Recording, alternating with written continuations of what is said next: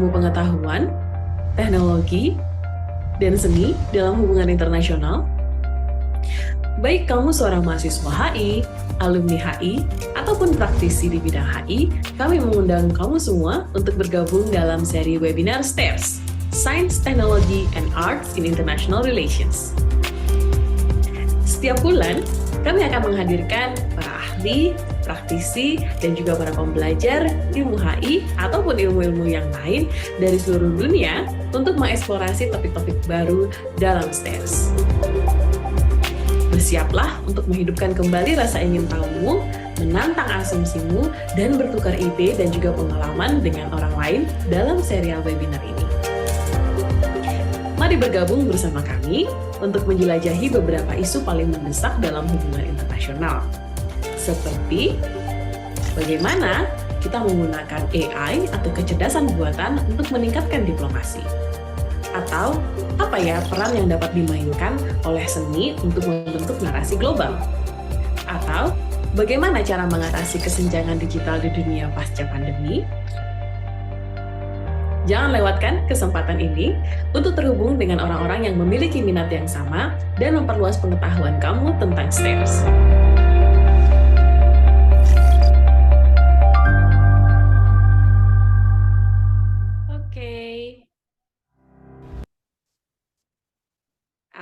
Oke, terima kasih.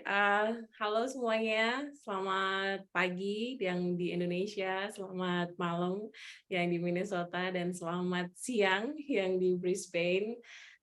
Terima kasih sudah bergabung di STAIR webinar yang kedua. Dan hari ini tema diskusinya adalah tentang the politics of music in IR. Hari ini kita sudah kedatangan dua tamu istimewa, begitu, yang mudah-mudahan nanti bisa memantik diskusi lebih mendalam, gitu ya, mengenai apa sih kira-kira kaitan antara musik dan hubungan internasional. Nah, mungkin sebelum kita mulai diskusinya, saya ingin memperkenalkan dulu dua pembicara kita. Di sini pembicara yang pertama itu adalah Dr. J. Afrisando, gitu. Dr. J. Afrisando ini menamatkan studi S1-nya di jurusan Music Compositions di Institut Seni Indonesia di Yogyakarta, ISI Jogja. Lalu S2-nya di Music Composition juga jurusannya di School of Music University of Minnesota Twin Cities. Dan studi S3-nya juga sama di Music Compositions di University of Minnesota Twin Cities.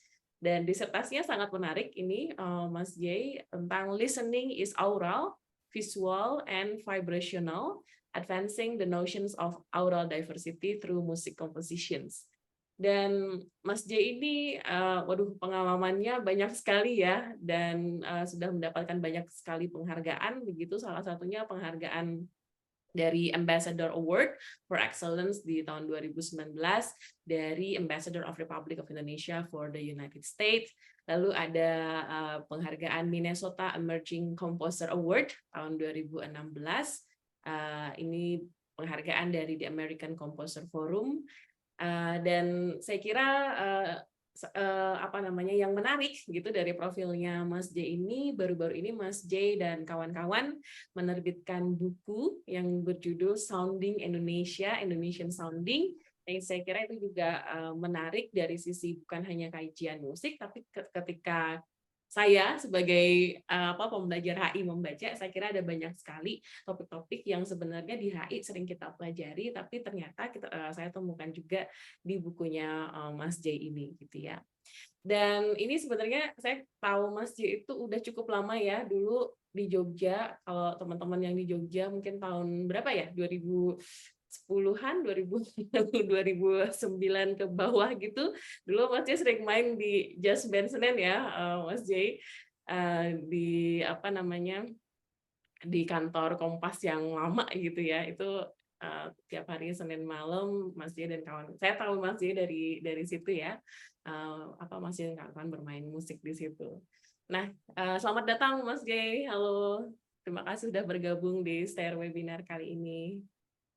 Oke, lalu untuk pembicara kita yang kedua, ini juga sudah sering melalang buana gitu ya kalau di kajian HI, udah banyak banget tulisan-tulisannya di dunia HI, di Twitter juga sering banget viral gitu ya. Dr. Ahmad Rizky Mardatilah Umar, atau sering banget dipanggil Mas Umar gitu ya. Mas Umar ini alumni dari jurusan HI UGM S1-nya, lalu S2-nya melanjutkan di jurusan Politics with Research Method di University of Sheffield, UK. Dissertation-nya waktu S2 The Origin and Transformation of the State in Southeast Asia. Lalu untuk S3-nya beliau melanjutkan studi di bidang Political Science and International Studies di University of Queensland, Australia. Tesisnya ini juga menarik sekali, The Idea of Asia in World Politics gitu ya. Selama ini Asia kita tahu mungkin sebagai geografis ya, nama geografis, tapi di sini saya kira Mas Umar menceritakan the constructions of Asia mungkin ya. Tapi ya nanti mungkin kita bisa ngobrol lebih lanjut ya tentang ini risetnya Mas Umar ini. Nah, saat ini Mas Umar adalah sessional lecturer di University of Queensland, Australia, dari bulan Desember dan mengajar beberapa mata kuliah ya di University of Queensland. Nah, saya kira kemarin salah satu pemantik gitu mengapa saya ingin mengundang Mas Umar dalam kajian STAIR webinar ini karena kemarin itu Mas Umar sempat nulis katanya ini tulisan nggak serius gitu, tapi sebenarnya sangat penting dan berkaitan gitu dengan webinar kita kali ini ya. Judul tulisannya itu bisakah memahami politik global melalui fiksi. Nah, saya kira ini nanti Mas Umar bisa memberikan banyak insight gitu ya mengenai bagaimana ya mahasiswa HI itu atau kita sebagai pembelajar HI menganalisis isu-isu, bukan isu ya, bagaimana kita bisa menggunakan perspektif estetika gitu untuk memahami politik global. Nah, mungkin itu sedikit pengenalan dari saya untuk kedua pembicara kita hari ini. Dan selamat datang juga untuk teman-teman semua yang sudah bergabung. Di sini ada peserta SI Stairs ya. Halo teman-teman, makasih banyak udah bergabung. Jadi mungkin sedikit introductions. SI Stair ini adalah kelas di HI UGM gitu, studi independen dengan tema STAIR, di mana kelas studi independen ini diperuntukkan untuk mahasiswa-mahasiswa S1 yang sedang menyiapkan proposal skripsi. Ya. Jadi yang gabung di kelas SI-STAIR ini adalah mahasiswa-mahasiswa yang pengen nulis gitu ya skripsi dengan tema-tema science, teknologi, and art in international relations. Dan tahun ini adalah tahun pertama kelas SI-STAIR ini dibuka dan alhamdulillah kita ada sekitar 13 mahasiswa yang gabung, 13 mahasiswa yang bersemangat ingin menulis skripsi gitu ya. Dan dari 13 ini kebanyakan justru pengen nulis tentang seni gitu, menggabungkan seni dalam hubungan internasional. Jadi mudah-mudahan nanti dalam webinar ini kita mendapatkan banyak diskusi, insight gitu ya, baik dari pembicara maupun dari peserta semua. Dan selamat datang juga untuk peserta-peserta lainnya. Silahkan bisa memperkenalkan diri di kolom chat gitu ya, menuliskan nama, asal, terus kenapa tertarik bergabung STAIR atau apa kira-kira topik-topik riset mengenai seni dan HI yang sekarang sedang diminati gitu ya. Silahkan memperkenalkan diri, kita ramaikan kolom chatnya. Oke, langsung aja kita mulai diskusinya. Jadi kita akan mendengarkan dulu sedikit pemantik dari masing-masing pembicara kita. Kita akan mulai mendengarkan dari Mas Jay dulu, habis itu kita lanjut ke Mas Umar. Oke, sekarang saya persilahkan dulu ke Mas Jay, silahkan untuk memberikan pemantik diskusi apa nih yang kira-kira penting atau menarik bisa kita diskusikan untuk tema The Politics of Music in IR ini. Silahkan Mas Jay. Oke, terima kasih Mbak Nan atas kesempatannya. Saya mulai langsung aja ya. Aktivitas musik dalam hubungan internasional atau HI itu sudah terjadi sejak lama, bahkan sebelum terbentuknya negara-negara yang kita kenal saat ini. Dalam konteks HI, musik berkembang melalui berbagai cara seperti aktivitas kelana atau nomaden, perdagangan, persebaran agama, kunjungan politik, hingga kolonialisme dan imperialisme. Di era sekarang, aktivitas musik dalam konteks HI juga berkembang melalui berbagai cara, contohnya konser, festival atau konferensi atau simposium, residensi, kesempatan dana, program-program kolaborasi, dan beasiswa atau fellowship.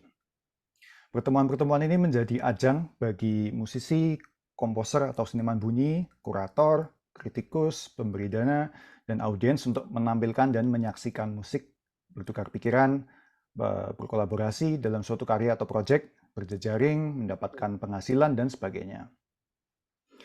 Pertemuan musik internasional dalam bentuk konser dan festival itu hal yang umum terjadi ya. Dalam konteks kenegaraan, KBRI dan KJRI biasanya jadi ujung tombak pertemuan musik internasional lewat duta-duta budayanya. Tapi tentu saja ada banyak musisi yang melakukan aktivitas musik internasional di luar jalur kenegaraan, entah itu lewat industri arus utama, misalnya Anggun C. Sasmi, Rich Brian, Agnes Monica, Niki, dan lain-lain.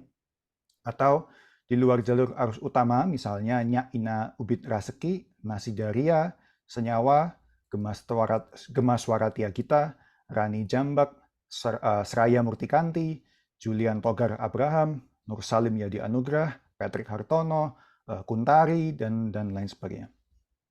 Peran festival juga tidak kalah penting dalam konteks musik internasional. Festival di Indonesia seperti Mayok Jazz, Jogja Noise Bombing, Pasar Keroncong Kota Gede, dan Arjok misalnya, hingga festival multinasional seperti Nusa Sonic mempertemukan berbagai musisi dari berbagai negara.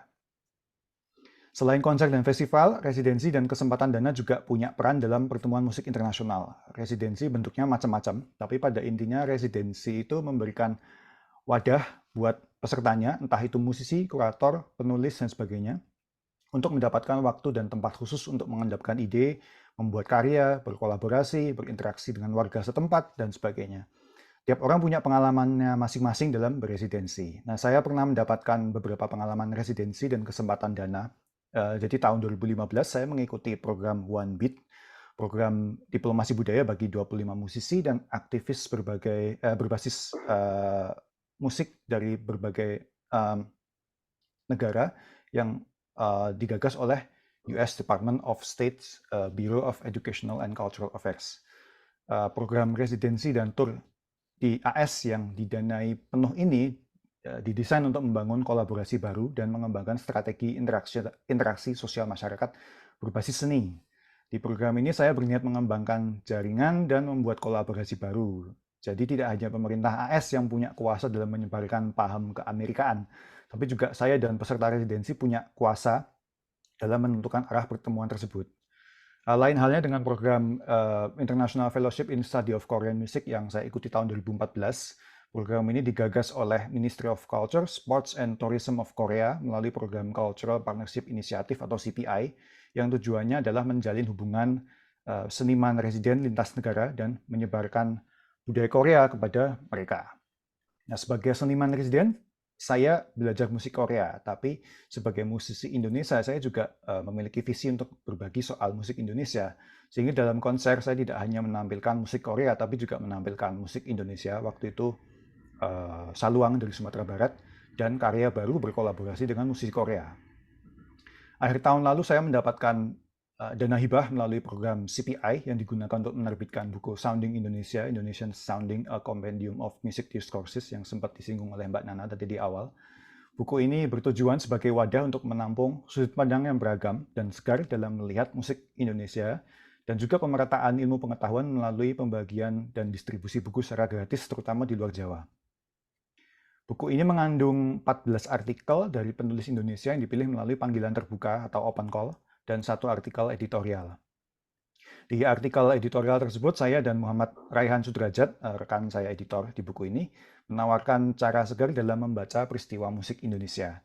Kami mengangkat isu-isu kolonialisme yang mempengaruhi skena musik, tidak hanya di Indonesia, tapi juga di negara-negara utara global seperti Amerika Serikat, lalu isu imperialisme melalui kapitalisme, pendidikan, dan teknologi, isu asimilasi, isu dekonstruksi pengertian musik melalui praktik seni yang beragam, isu partisipasi dan pendanaan yang erat kaitannya dengan kolonialisme, isu keragaman yang meliputi gender dan disabilitas yang belum banyak terwakili, isu cara mendengar yang punya peran atas kita dalam menilai sesuatu, apapun itu, isu ekologi yang dipengaruhi oleh kapitalisme dan memengaruhi cara pandang pendengarnya terhadap musik dan ruang, dan isu identitas.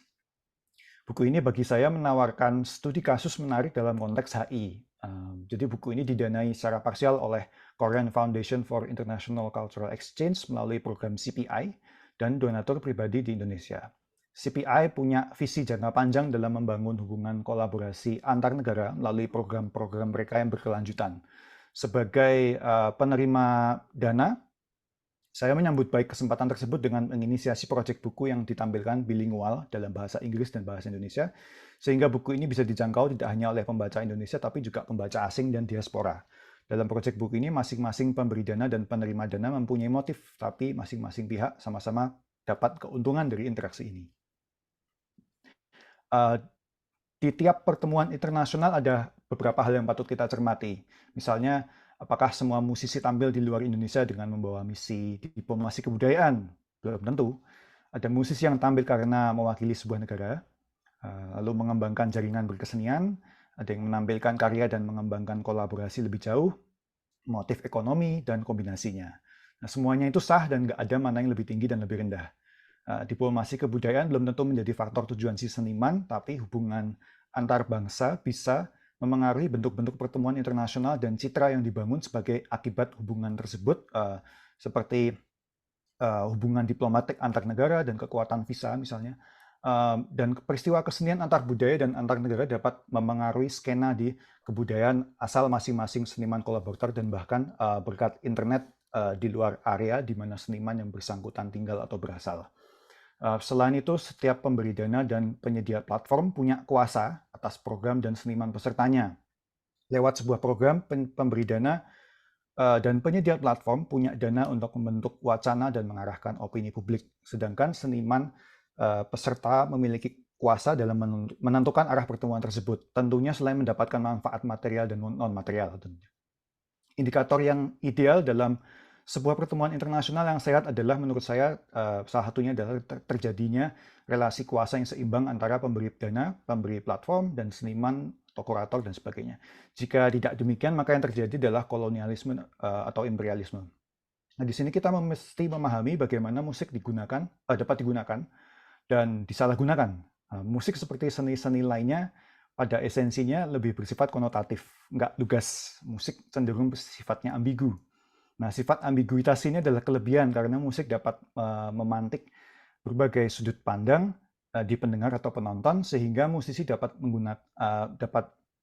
menggunakan musik untuk menyampaikan pesan yang jamak. Tapi ambiguitas ini juga bisa berarti kelemahan.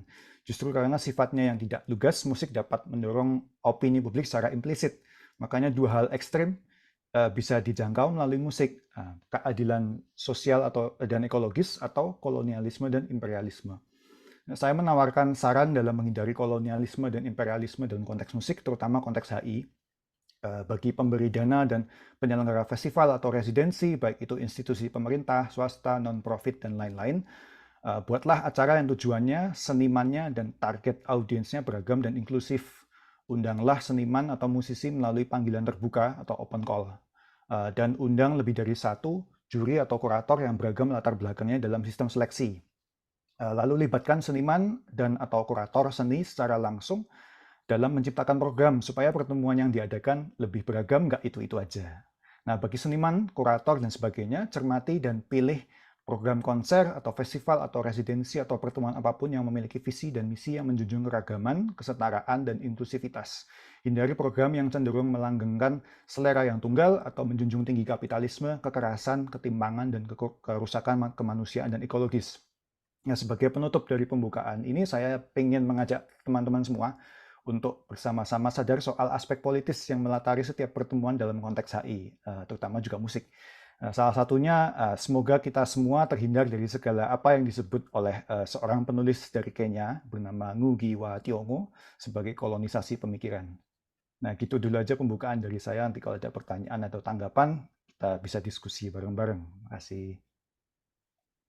Oke, makasih banyak Mas J. Saya kira ini banyak sekali ya poin-poin menarik yang bisa kita jadikan pemantik diskusi gitu ya. Mungkin ada beberapa yang tadi saya suka penutupnya ya mengenai kolonisasi pemikiran itu ya, dan saya justru jadi penasaran gitu kolonisasi pemikiran dalam bentuk musik itu seperti apa, nanti mungkin kita bisa diskusikan lebih lanjut ya.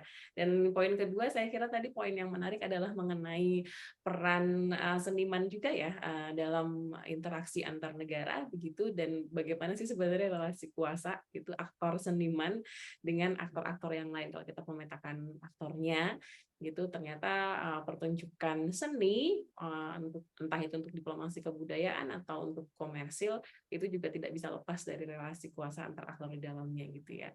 Terima kasih banyak Mas J untuk pemantik diskusinya. Nanti kita bisa diskusikan lebih lanjut. Sekarang mungkin saya akan mengundang dulu pembicara kita yang kedua, Mas Umar, untuk memberikan pemantik diskusinya. Silahkan Mas Umar.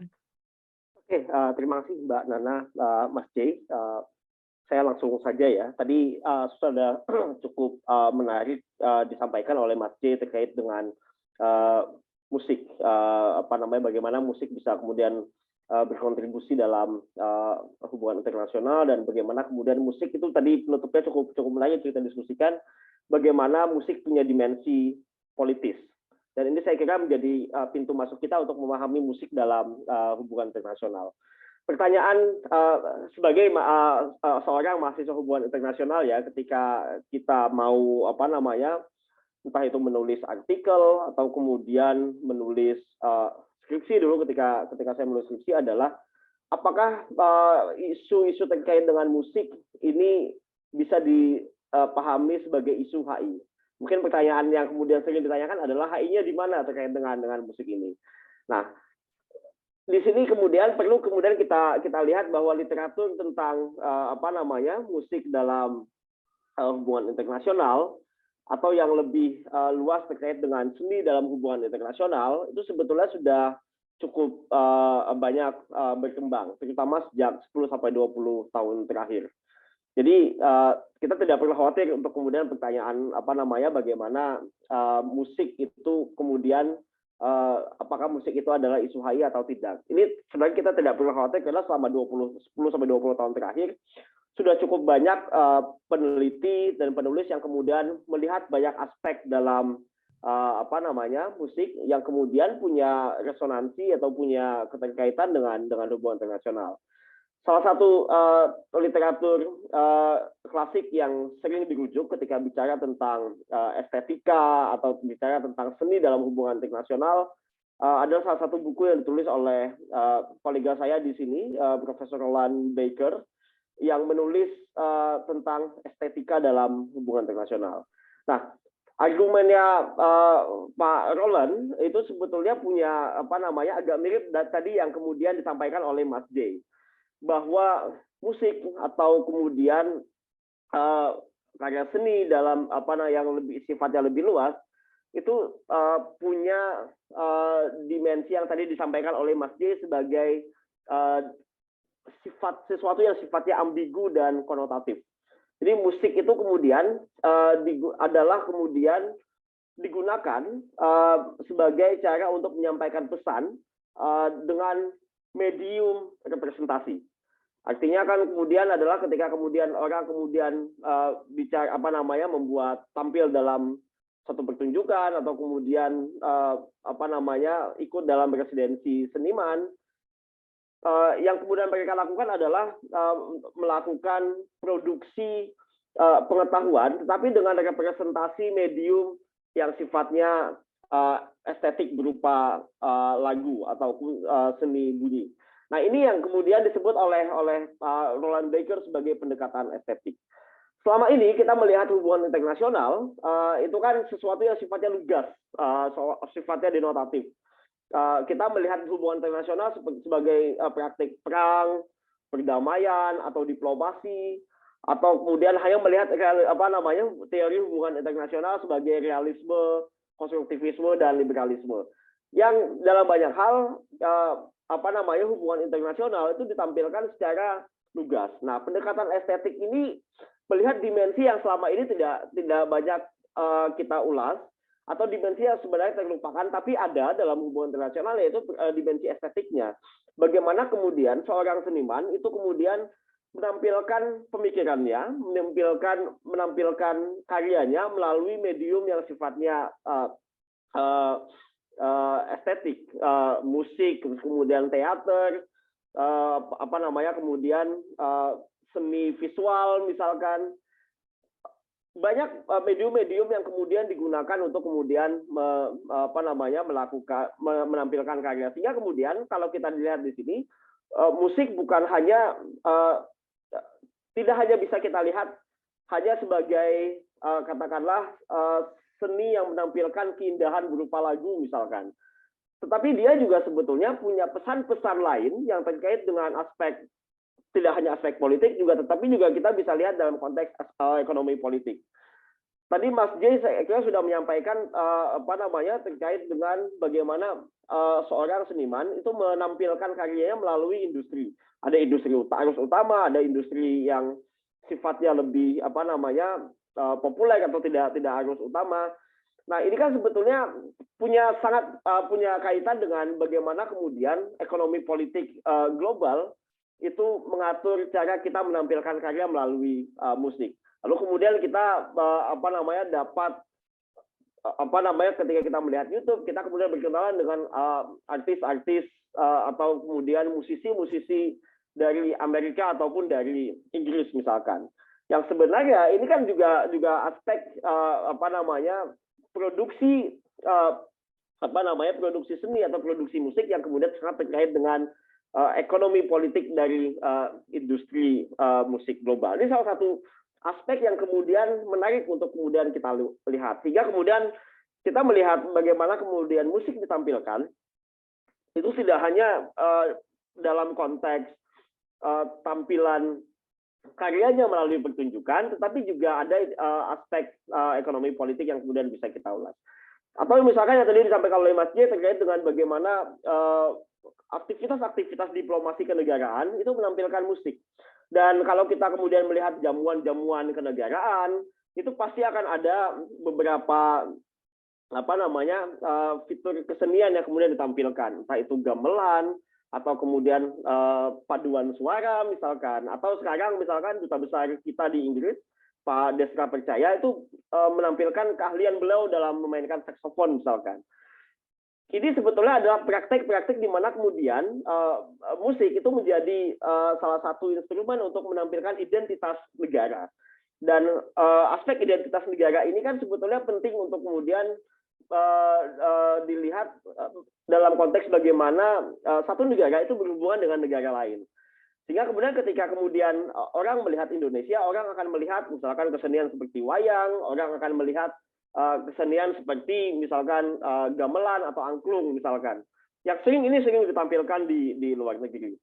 Nah, ini juga dalam banyak hal kalau kita lihat dalam dimensi yang lebih luas, ini terkait dengan bagaimana kemudian negara itu memilah musik mana yang dianggap mewakili satu negara dan musik mana yang kemudian bisa jadi tidak dianggap sebagai representasi satu negara misalkan. Kita misalkan bisa bertanya, mengapa kemudian yang ditampilkan di pentas-pentas diplomasi di jamuan-jamuan internasional adalah seni yang dianggap mewakili etnis, tapi kemudian tidak misalkan dangdut misalkan, apalagi dangdut koplo misalkan, seniman-seniman yang kemudian lebih populer di masyarakat, tetapi sebetulnya mereka jarang kemudian ditampilkan. Ini kan sebetulnya adalah bagaimana cara kemudian negara untuk mengatur tampilan-tampilan musik. Nah, ini aspek-aspek seperti ini saya kira cukup banyak untuk kemudian kita lihat lebih jauh, sehingga kemudian ketika kita kemudian bicara musik, sangat banyak kemudian aspek dari musik yang punya kaitan dalam politik global. Mungkin terakhir sebelum kemudian kita diskusi adalah satu pertanyaan yang kemudian cukup penting juga, terutama bagi teman-teman yang ingin menulis skripsi misalkan. Bagaimana metode yang bisa kita gunakan untuk meneliti musik dalam hubungan internasional? Nah, ini hal yang saya kira cukup menarik dan cukup banyak diulas. Salah satunya oleh Mbak Nana di disertasi beliau juga cukup banyak mengulas aspek metodologis ini. Kita misalkan bisa melihat musik sebagai instrumen, misalkan dalam perdamaian atau dalam soft power, dalam diplomasi, atau tadi yang disampaikan oleh Mas J juga instrumen untuk melakukan imperialisme budaya. Musik kemudian menjadi salah satu instrumen politik yang kemudian efektif untuk membangun opini publik, melihat bagaimana kemudian kita bisa mempengaruhi masyarakat. Dan ini kemudian musik kemudian menjadi instrumen. Kita bisa melihat musik dalam kaitannya dengan perdamaian misalkan. Ada satu skripsi dari kakak kelas saya, Mas Danis kalau nggak salah, yang kemudian meneliti tentang musik dalam perdamaian. Nah, ini salah satu cara pandang kemudian untuk melihat musik. Yang kedua adalah kalau kita mau melihat aspek musik dalam politik global adalah melihat dimensi estetikanya, dimensi bagaimana kemudian seorang seniman itu menyalurkan atau mengartikulasikan identitas dan pemikirannya atau karyanya melalui instrumen musik. Dan ini kita bisa melihat misalkan dalam konteks performan atau misalkan pertunjukan misalkan. Jadi kita kemudian bisa melihat kemudian praktik pertunjukan atau konser misalkan atau pementasan itu tidak hanya sebagai sebuah aktivitas sederhana, aktivitas pementasan yang dilakukan oleh seniman profesional, tetapi juga ada karya, ada pemikiran yang ingin ditampilkan. Nah, ini yang kemudian banyak diulas oleh Mbak Nana dengan analisa dramaturgi misalkan. Atau misalnya mungkin yang lebih luas, kita bisa menggunakan discourse analysis untuk kemudian melihat bagaimana seorang seniman misalkan menulis lirik lagu dan kemudian menyalurkan pemikiran baik itu pemikiran ekonomi atau pemikiran politiknya dalam lirik lagu itu. Itu juga salah satu metode yang kemudian bisa kita gunakan untuk meneliti musik. Atau misalkan yang sering saya gunakan juga adalah menggunakan metode sejarah untuk kemudian melihat bagaimana musik itu berkembang dan bagaimana musik itu berkelindan dalam politik global. Kita bisa misalkan melihat di arsip nasional, melihat bagaimana misalkan seni musik itu kemudian berkembang dari satu waktu ke waktu yang lain. Kita bisa melihat misalkan musik berkembang dari yang bentuknya CD, disirkulasikan dalam kaset misalkan sampai kemudian melalui metode digital. Dan ini transformasi historis yang sebetulnya menceritakan sesuatu tentang bagaimana musik itu bisa diteliti dalam politik global. Saya kira ada cukup banyak elemen yang kemudian bisa kita ulas dan semoga ini bisa menjadi awal untuk kita memperbincangkan musik dalam politik global yang lebih luas. Terima kasih.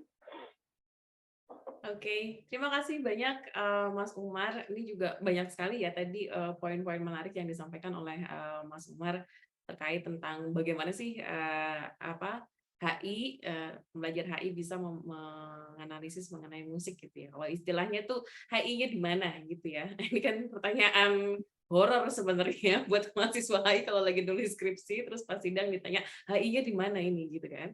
Nah, tadi saya kira ada beberapa poin menarik yang disampaikan oleh Mas Umar. Yang pertama itu terkait tentang pendekatan estetika ya, sebenarnya mungkin yang bisa menjadi salah satu kerangka besar gitu yang memayungi kita pembelajar HI yang ingin mendalami studi-studi mengenai seni gitu ya dalam HI.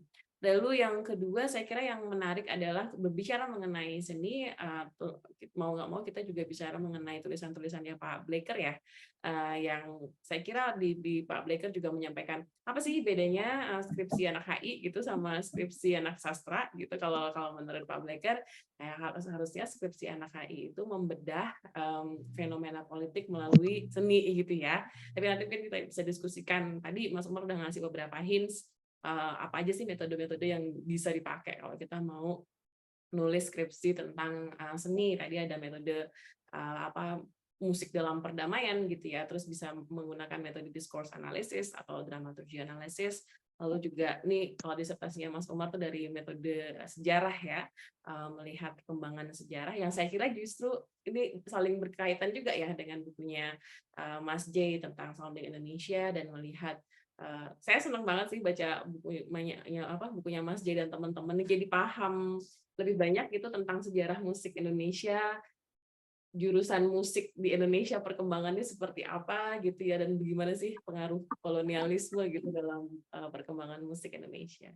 Oke, saya kira itu sudah banyak sekali pemantik diskusi. Ini silahkan saya memberikan kesempatan untuk para peserta mungkin untuk mengajukan pertanyaan atau kira-kira isu mana nih yang bisa kita gali lebih dalam gitu ya dari beberapa poin tadi yang sudah disampaikan oleh para pembicara. Mungkin silahkan bisa raise hand atau bisa menuliskan pertanyaannya di kolom chat gitu ya.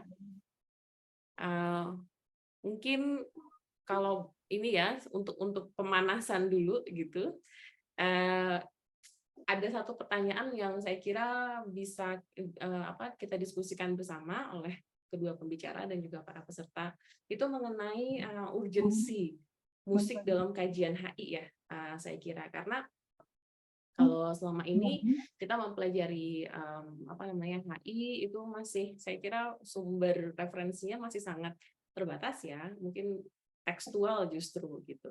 Akhir-akhir ini sudah mulai bicara mengenai visual politics gitu ya, tapi saya kira aural gitu atau sound as a reference for global politics itu saya kira belum begitu banyak dibahas ya. Nah mungkin pertanyaannya ingin saya bawa lebih general gitu, apa ya perspektif baru atau apa ya kira-kira sudut pandang baru yang bisa ditawarkan musik atau sound mungkin ya kalau lebih generalnya dalam memahami isu-isu internasional atau memahami fenomena politik global. Kenapa kita perlu melihat musik atau kenapa kita perlu mempelajari sounds gitu. Itu mungkin sedikit pertanyaan besarnya ya. Tapi nanti silahkan bisa dibahas oleh Mas J dulu atau dari Mas Umar dulu. Siapa duluan nih? Jadi Mungkin saya Mas J dulu mungkin. Mas Umar dulu boleh. Oh, Yang udah oke. buka mic. Oke, ya, ini apa namanya terkait dengan pertanyaan mengapa kemudian sound itu penting ya, dalam konteks dalam memahami politik internasional. Kajian dalam sound ini memang cukup baru dalam hubungan internasional. Ada beberapa yang memang sebelumnya menulis tentang musik, terutama dalam konteks perdamaian, ada yang kemudian menulis tentang teater. Tapi setahu saya yang menulis tentang sound secara serius itu baru satu disertasi yang ditulis oleh Michel Wetzel. Sekarang dia ngajar di Graduate Institute di Jenewa dan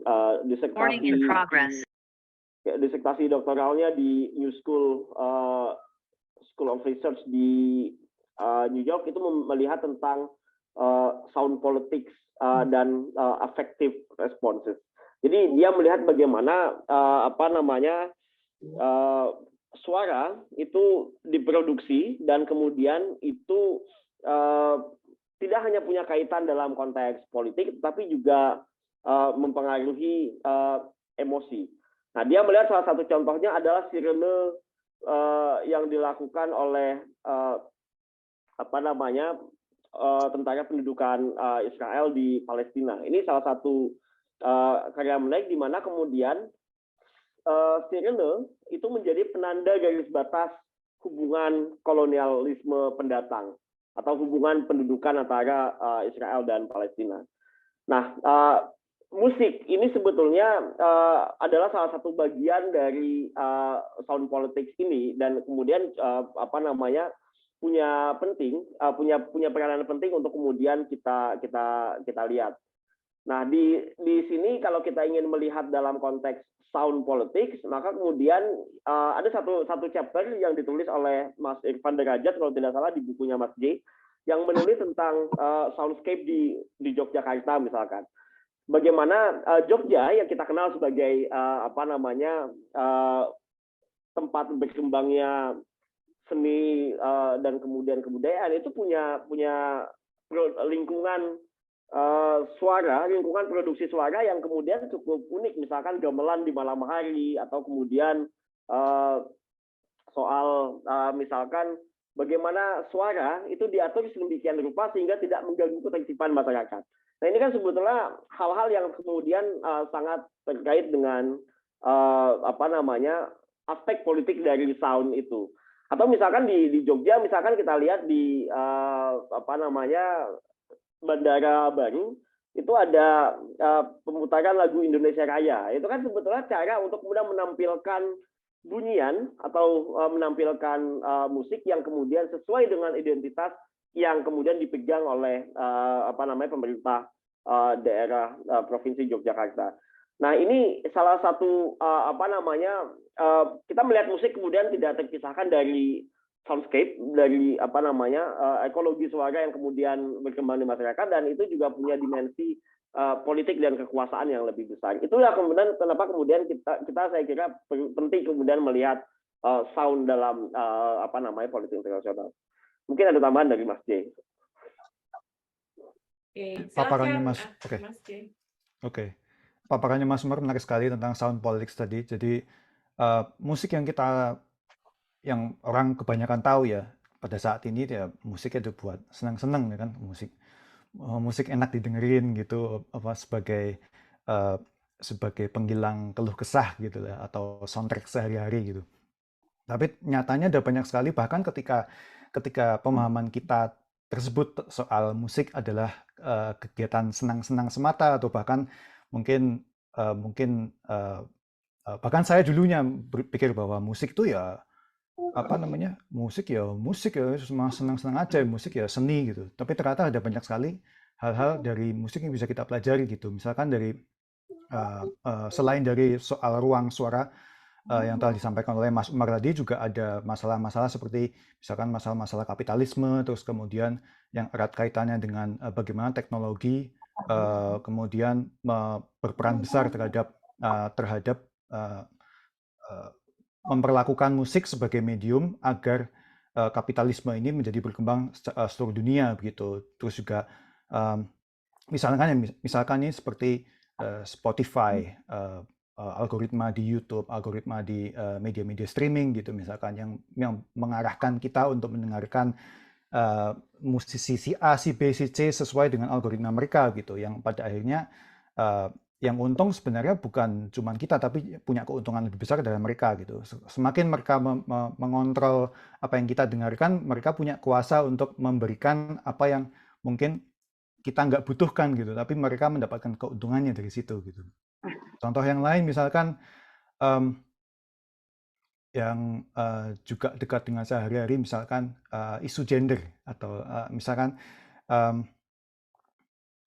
kebanyakan musisi yang kita tahu itu laki-laki gitu. Dan kalau misalkan kita menelisik lebih jauh ke sejarah ke belakang gitu, terutama dari sejak abad 15 gitu, dari mulai the doctrine of discovery mulai gitu, sampai yang doktrin tersebut mempengaruhi berbagai macam apa namanya, kolonialisme dan imperialisme yang terjadi hingga sekarang, itu adalah gender, perwakilan begitu. Figur-figur musisi yang kita tahu kebanyakan laki-laki. Repertoar atau lagu-lagu atau karya-karya orkestra misalkan yang ditampilkan adalah dari komposer yang orang-orang menyebutnya sebagai dead white male composers. Jadi komposer yang laki-laki, kulit putih Anglo-Saxon, dan sudah mati gitu, kayak Beethoven, Mozart, dan kawan-kawan. Bukan berarti bahwa karya mereka itu jelek ya, bukan. Tapi bahwa imperialisme itu bisa menggunakan musik sebagai kuasa mereka untuk mempertahankan empire atau emporium gitu, emporium kekuasaan kulit putih atau whiteness gitu, supaya mereka juga akhirnya punya kekuasaan dengan menggunakan musik itu untuk menyebarkan paham-paham patriarki, paham-paham kapitalisme dan segala macam gitu. Terus apa lagi ya? Ruang suara ekologis itu juga penting. Contoh lain misalkan ada teman-teman komposer Indonesia seperti Rani Jambak dan Nur Salim Yadi Anugrah. Ada juga siapa namanya saya lupa. Pokoknya paling tidak dua komposer tersebut itu menyuarakan isu-isu lingkungan begitu, isu-isu ekologi gitu. Rani Jambak menggunakan field recording gitu, dan juga musik-musik elektronik dengan menggunakan field recording untuk untuk menyuarakan isu-isu lingkungan begitu. Terus Nur Salim Yadianugrah menggunakan opera multi etnis dari teman-teman yang ada di Belanda dan juga teman-teman di Kalimantan untuk membuat kesadaran soal isu konsumtif yang ada di Eropa itu ternyata memberangus hutan di Kalimantan begitu. Terus contoh lain misalkan yang saya lakukan itu salah satu riset saya dalam beberapa tahun terakhir ini adalah keragaman dalam mendengar begitu. Bahwa musik yang kita tahu adalah musik sebagai yang dihasilkan dari konsepsi orang dengar gitu. Orang dengar dan konsepsi yang tunggal gitu. Bahwa musik itu ya soal bunyi, musik itu yang didengarkan lewat telinga, lewat headphone gitu. Padahal nggak cuman itu gitu. Kita semua tuh punya kemampuan mendengar yang beragam gitu, dari mulai normal dalam tanda kutip normal, lalu ada yang pemakai alat bantu dengar, pengguna cochlear implant, terus orang yang terlalu sensitif dalam mendengar itu atau hyperakusis, terus orang yang kurang sensitif dalam mendengar atau presbikusis, terus orang yang tuli yang hampir tidak bisa mendengar lewat kuping ya, atau profoundly deaf gitu. Terus orang yang mengalami Meniere's disease yang gejalanya adalah dengerin satu suara atau nada tapi diterima oleh kuping itu beda nadanya gitu. Mengalami disorientasi atau distorsi bunyi begitu. Dan keragaman aural juga mengakui selain bagian yang loss dalam istilah medikal atau hearing loss, tapi juga sesuatu yang lain misalnya seperti yang ada dalam neurodiversity begitu. Teman-teman autis yang mengalami ADHD itu mereka mengalami berbagai macam situasi atau kondisi mendengar yang juga beragam gitu. Ada yang hypersensitif, ada yang hyposensitif dan segala macam gitu. Itu mempengaruhi bagaimana cara kita berinteraksi dengan media. Tidak hanya bunyi yang kita tangkap ya dari luar, tapi juga bunyi yang juga dari dalam melalui imajinasi juga persepsi-persepsi bunyi yang sebenarnya tubuh kita memproses tidak hanya lewat aural ya atau lewat telinga, tapi juga lewat visual gitu, seperti apa yang teman-teman komunitas tuli atau deaf communities gitu yang mereka alami menggunakan bahasa isyarat begitu, mempersepsikan bunyi melewati peristiwa-peristiwa visual gitu. Tapi juga ada juga peristiwa persepsi taktil atau perabaan, bahwa kita juga mempunyai seluruh tubuh kita itu dari mulai wajah, pipi, dahi, tangan, perut, dada, dan tulang, kulit, bahwa itu semua adalah bahwa indera pendengar, indera mendengar kita semua gitu. Nah, apa dampaknya dari ini adalah bahwa kemudian istilah yang disebut sebagai Alex Lubert sebagai hyperabilitas gitu. Jadi bahwa musik itu lewat kurikulum itu digunakan sebagai cara, ada hubungannya tadi dengan emporium whiteness tadi, bahwa musik itu yang sempurna kayak gini, musik klasik harus pakai training atau latihan yang sangat apa ya istilahnya berdarah-darah gitu. Mungkin kalau teman-teman pernah lihat kayak Whiplash gitu misalkan contohnya, main drum sampai begitu sampai sebegitunya begitu. Itu kan konsep-konsep hyperabilitas yang mengarahkan masyarakat dunia untuk beranggapan bahwa oh, musik yang adiluhung yang seperti ini melewati latihan yang sungguh luar biasa. Itu sudah usang ya. Kita melihat peristiwa musik dari keragaman dalam mendengar itu juga bisa membantu kita untuk melihat bahwa musik yang secara konsepsi itu terbentuk secara politis, dan kita juga bisa melihat bagaimana dengan dampaknya atas itu gitu. Oke, terima kasih banyak Mas C, Mas Umar. Ini apa namanya? Kita tadi sambil mencatat ya. Jadi kita ada catatan bareng nih, teman-teman bisa akses di Google Docs.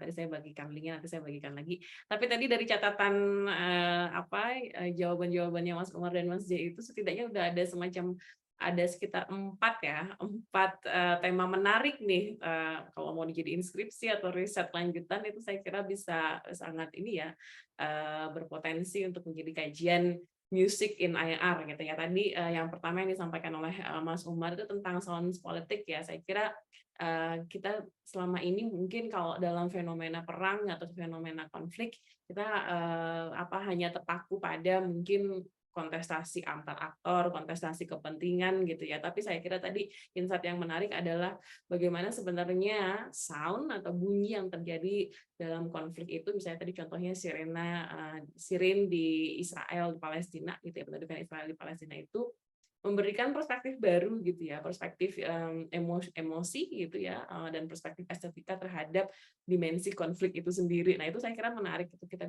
bisa berbicara mengenai sounds politik. Lalu yang kedua tadi ada tema yang menarik juga disampaikan oleh Mas J tadi ya tentang dominasi atau superioritas budaya Barat gitu ya terhadap perkembangan musik. Tadi saya menarik saya kira Mas J tadi menyampaikan mengenai bagaimana selama ini dalam musik itu juga tidak lepas dari pergulatan politik antar aktor-aktor senimannya juga gitu ya, bahkan semacam ada kelas gitu ya, seolah-olah yang berkuasa itu adalah yang kulit putih, laki-laki dan sudah meninggal gitu ya dalam dunia musik. Padahal sebenarnya ada banyak sekali aktor-aktor lain yang memiliki agensi tapi belum menjadi yang perlu diketengahkan gitu perannya dalam politik politik musik itu sendiri. Jadi yang pertama sounds politik, lalu ada politics of musicnya sendiri yang saya kira itu menarik. Dan tadi ada juga yang menarik, ada dua nih. Yang pertama tentang bagaimana musik dikaitkan dengan isu-isu ekologis ya. Itu saya kira saya ingin belajar lebih lanjut juga sih bagaimana kita bisa menggunakan elemen musik untuk memberikan perspektif baru dalam isu-isu politik ekologi. Dan yang terakhir juga tentang gender ya. Yang gender tadi masuk di itu superioritas itu. Yang keempat itu tentang aural diversity. Nah ini juga saya kira ini menjadi isu yang menarik untuk digali lebih lanjut gitu. Udah ketemu 4 nih proposal skripsi teman-teman buat yang mau lanjut nulis. Ini BTW di kolom chat, udah panjang banget ini. Mungkin jika berkenan mau nggak langsung menyampaikan di forum gitu, di unmute ya, silahkan mungkin dari Sasa dulu, Faisa, berkenan nggak menyampaikan langsung pertanyaannya atau komentarnya ya? Silahkan. Ya, Mbak. Sudah kedengaran. Terima kasih waktunya. Halo Mas J, Mas Umar, dan Mbak Nana, terima kasih. Perkenalkan nama saya Nufaisa. Saya di sini sebagai anaknya Mbak Nana dalam penulisan skripsi.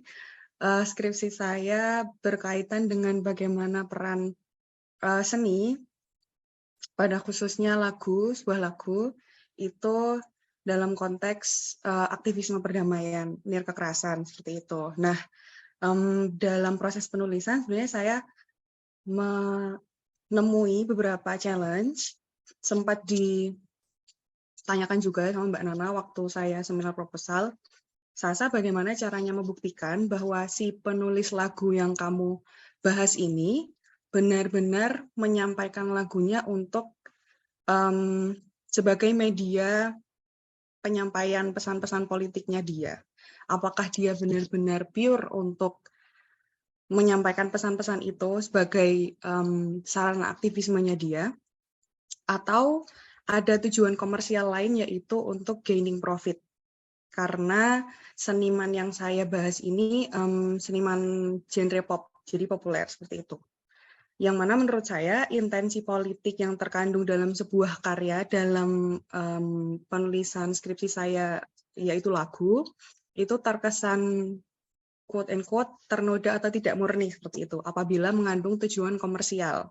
Hal ini juga berhubungan dengan istilah performative activism apabila seorang pelaku seni berada dalam konteks pergerakan perdamaian dan tidak bisa membedakan antara intensi politik atau sosial dia dengan intensi dia untuk gaining profit, seperti itu. Pertanyaan saya, apakah kedua hal ini, yaitu intensi politik dan juga tujuan komersial itu merupakan keniscayaan dalam sebuah produksi seni, atau kita bisa memisahkan kedua objection tersebut? Terima kasih sebelumnya. Oke, terima kasih, Sasa. Mungkin saya kira kita bisa bahas dulu ya, Mas Jay, Mas Umar. Jadi tadi kan pertanyaannya Sasa itu terkait tentang bisa nggak sih, apa, pesan-pesan politik itu dipisahkan dengan, apa namanya, mungkin agenda profit oriented gitu ya, kalau kita bicara karya-karya seni yang bersifat komersil.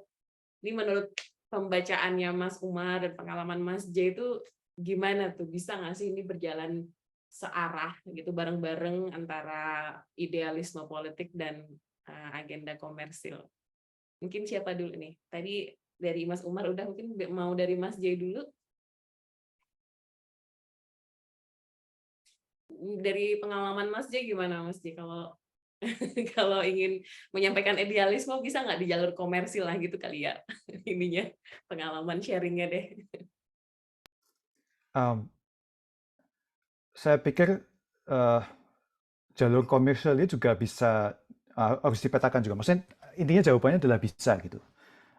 Jalur komersial yang kita tahu ya misalkan seperti lewat apa namanya, lewat label rekaman gitu, terus yang sekarang yang banyak itu adalah bisa lewat iklan YouTube gitu, terus lewat tawaran-tawaran dari agensi digital misalkan gitu, terus misalkan Iwan Fals gitu contohnya adalah menyampaikan apa namanya, pesan-pesan politik, tapi juga mendapatkan keuntungan finansial dari rekan-rekan politiknya gitu. Tapi juga ada jalur-jalur finansial, jalur-jalur komersial lain yaitu yang di luar arus utama ya gitu. Misalkan dari jalur residensi yang saya alami begitu, yang saya dapatkan dari institusi entah dari institusi pemerintahan, institusi swasta maupun institusi non-profit begitu. Terus lewat jalur pendanaan misalkan grant itu atau fellowship gitu, itu juga bisa begitu. Jadi bahwa pada dasarnya ya seniman seperti saya juga butuh kasarnya butuh uang untuk makan gitu. Juga tidak hanya untuk makan juga, tapi juga untuk supaya saya bisa mengalokasikan waktu saya bikin karya begitu. Nah, tentu saja bisa saya dan seniman-seniman yang lain tentu saja bisa juga bahwa kedua hal menjadikan karyanya sebagai komersial dan juga menyampaikan pesan-pesan politisnya juga bisa beriringan gitu. Itu sangat-sangat mungkin terjadi begitu. Oke, mungkin dari tadi kan dari sisi bisa enggak beriringan gitu ya. Tapi mungkin kalau misalnya kita sebagai pengamat gitu ya, ingin menangkap apa ya kira-kira pesan politik atau apa ya kira-kira ideologi politik yang ingin dibawa oleh seniman ini atau penulis lagu ini. Nah itu kira-kira kalau dari Mas J itu cara menggalinya atau metodenya tuh apa yang harus dilihat gitu Mas J? Apakah cukup hanya melihat apa namanya liriknya misalnya atau ada cara-cara lain mungkin saya nggak tahu melihat dari kontroversi lagunya atau gimana menurut Mas J? Gimana sih cara nangkep pesan politik dalam sebuah karya musik atau karya bunyi itu?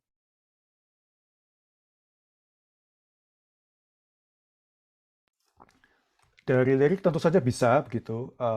Dan itu adalah cara yang lumrah ya karena terutama kalau musik yang diteliti adalah musik-musik yang menggunakan lirik gitu atau musik-musik pop, musik-musik hip hop dan lain sebagainya menggunakan kata-kata gitu.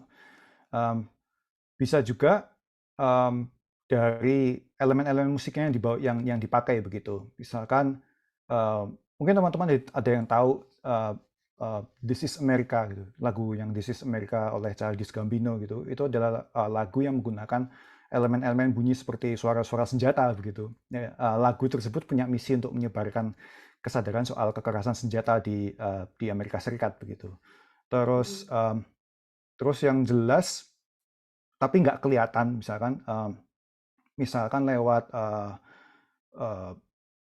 yang sudah dijelaskan di awal oleh Mas Umar juga tadi soal bagaimana pemerintah Indonesia mempromosikan budaya Indonesia itu melalui gamelan, terutama gamelan Sunda, Jawa dan Bali begitu. Itu kan elemen-elemen bunyinya itu bisa dilihat dari dari situ, dari 3 itu bagaimana ternyata kok dibandingkan oleh Indonesia yang luas itu, baik itu dari sisi tradisi hidup dan sisi karya-karya kreasi barunya juga banyak sekali yang bisa digali dari situ, gitu, dari, sebagai identitas Indonesia gitu. Tapi selain bunyi dan lirik itu juga bisa dari cara-cara mereka, cara-cara bahwa bagaimana musik itu dibawa ke misi mereka gitu, misi-misi tertentu mereka. Misalkan seperti tahun 50-an ada praktik payola namanya, itu ketika radio populer di Amerika Serikat, label-label rekaman itu menggunakan praktik sogokan untuk nih saya punya produk nih, misalkan si Elvis Presley gitu, ini puter ya di jam-jam prime time ya gitu. Nah, radio ini dibayar gitu untuk supaya si lagu-lagu produknya mereka, label-label ini itu diputar di jam prime time. Efeknya adalah selain laris, orang tahu bahwa artis siapa ini, tapi juga dari larisnya itu kan produk-produk mereka, vinil-vinilnya mereka, produk-produk rekaman itu jadi laris gitu. Terus misalkan contoh lain yang juga nggak kelihatan adalah bagaimana Amerika Serikat melawan Rusia dalam Perang Dingin. Itu mereka menggunakan salah satunya Boston Symphony Orchestra gitu. Musiknya adalah musik-musik klasik gitu.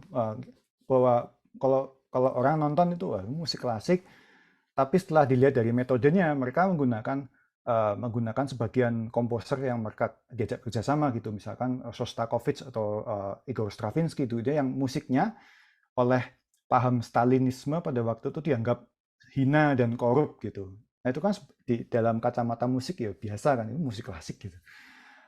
Tapi dari segi bagaimana ini dihubungkan ke dalam konteks yang lebih besar ya, akhirnya jadi kelihatan bahwa ternyata ada usaha-usaha di balik itu, di balik bagaimana mereka menggunakan elemen-elemen yang masyarakat tahu dan mungkin lawan politiknya juga tahu gitu. Terus tapi juga bisa dimain-mainkan maknanya gitu. Jadi ada double makna yang bisa dimain-mainkan di situ. Mungkin Mas Umar bisa menambahkan. Terima kasih Mas J. Tadi banyak banget ya beberapa contoh-contoh menarik tadi tentang politik musik itu sendiri. Silakan Mas Umar bisa menambahkan mungkin. Jadi sudah dijelaskan cukup bagus oleh Mas J ya terkait dengan bagaimana sebetulnya musisi itu bisa menggunakan idealisme politik, tapi juga di sisi lain menggunakan medium industri yang sifatnya komersial. Saya juga melihat ini juga sebetulnya sesuatu yang banyak dilakukan. Tadi salah satu contoh yang disebut oleh Mas J adalah Iwan Fals. Mungkin band-band punk saya kira juga banyak melakukan ini, menggunakan medium-medium politik, tapi dengan kemudian melakukan produksi. Mungkin tidak melalui industri arus utama karena mereka sangat anti kapitalis, sangat anti terhadap industri utama, tetapi mereka juga kemudian berjejaring untuk kemudian membangkitkan semangat perlawanan. Misalkan salah satu contoh di Indonesia adalah Marginal misalkan. Band punk yang cukup banyak kemudian lirik-liriknya kemudian melakukan kritik terhadap masalah bangsa, masalah korupsi, masalah perampasan tanah dan lain sebagainya. Dan ini juga banyak dilakukan. Misalkan contoh di Jogja ada Jogja Oradidol beberapa tahun yang lalu, tidak hanya oleh musisi tapi juga oleh seniman-seniman lain yang lebih luas. Ini juga mereka sadar bahwa mereka adalah seniman dan mereka hidup dalam alam kapitalisme dan kemudian mereka melakukan perlawanan. Nah, ini dimensi ini yang saya kira kemudian dalam banyak hal itu juga menghadapi dilema, dan tadi sudah disampaikan oleh Mas J, misalkan bagaimana kemudian musisi-musisi ini ingin menyeripkan idealisme politik, tapi di sisi lain mereka juga perlu dana, dan ini juga mereka juga perlu uang untuk hidup kan sebetulnya.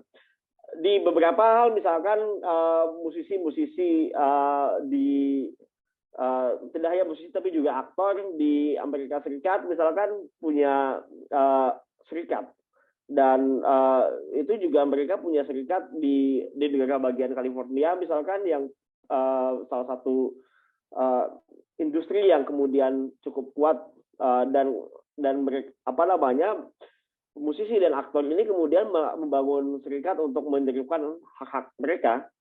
Artinya mereka tetap tampil dalam industri, tapi kemudian mereka juga sadar bahwa mereka adalah pekerja seni. Nah, sehingga kemudian kesadaran terhadap sebagai kelas pekerja ini menjadi cukup penting.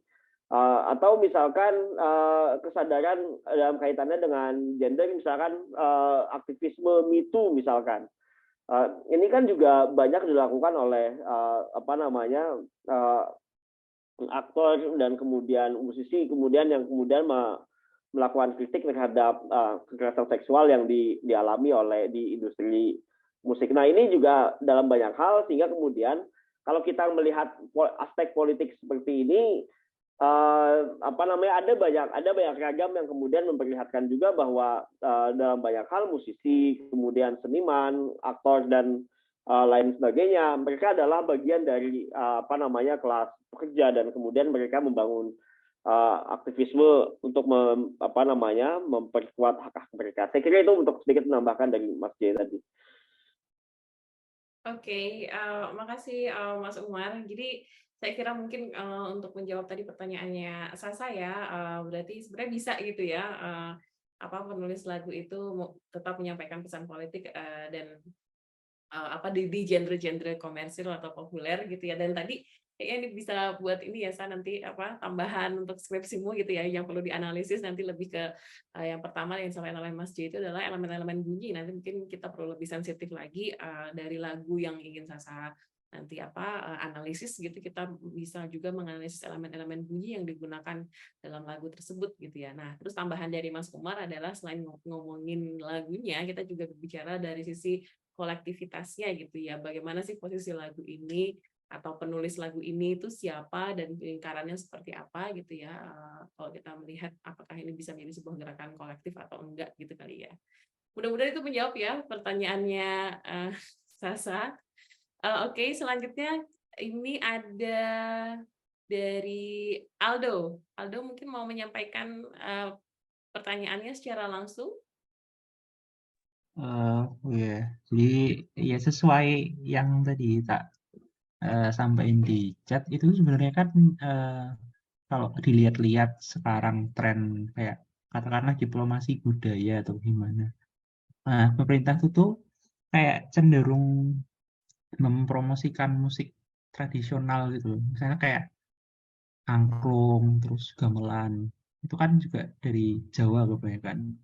Nah, itu tuh kenapa pemerintah tuh lebih prefer mempromosikan musik-musik tersebut ketimbang kayak musik pop Indonesia gitu. Misalnya yang nggak melulu musik tradisional dari Jawa gitulah.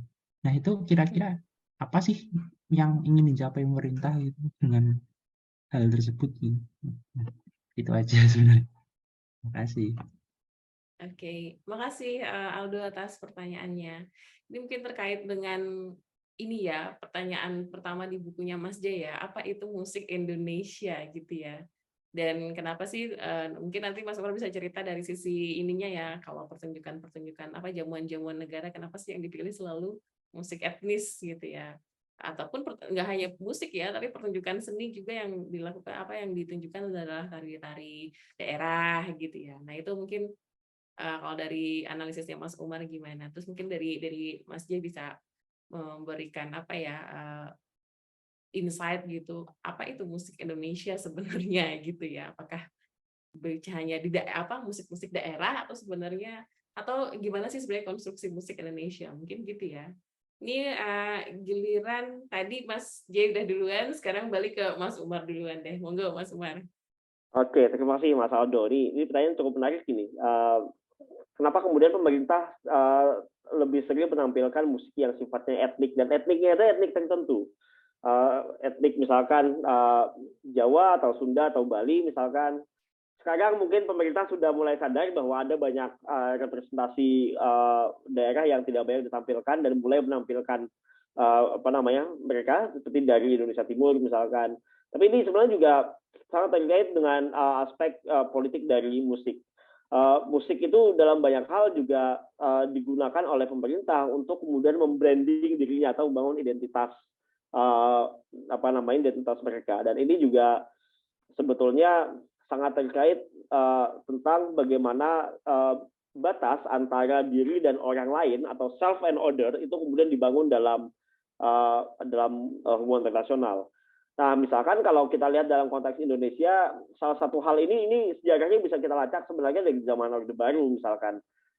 Zaman Orde Baru, identitas yang ditampilkan adalah identitas yang sifatnya etnis. Lalu yang lebih spesifiknya lagi etnis sifatnya Jawa dan beberapa hal Sunda dan Bali. Tetapi kemudian tidak banyak memperlihatkan etnis-etnis yang lain, sehingga kita lihat misalkan pakaian yang kemudian digunakan itu kan batik misalkan. Kemudian ke kesenian yang kemudian dipromosikan adalah gamelan atau misalkan angklung misalkan yang sering kita mainkan. Padahal sebetulnya juga ada banyak etnis di Indonesia yang sifatnya beragam.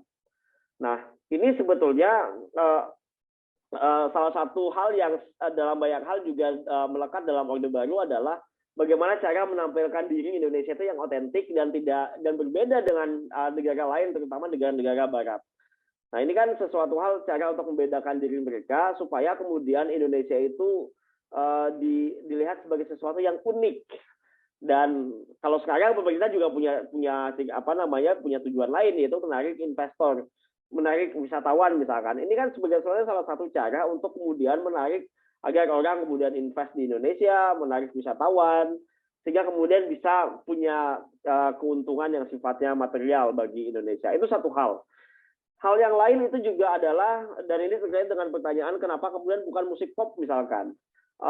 Ada dalam banyak hal, ini juga terkait dengan cara pemerintah untuk memandang musik pop. Musik pop kan selama ini banyak dianggap sebagai sesuatu yang tidak asli lokal, tidak kearifan lokal.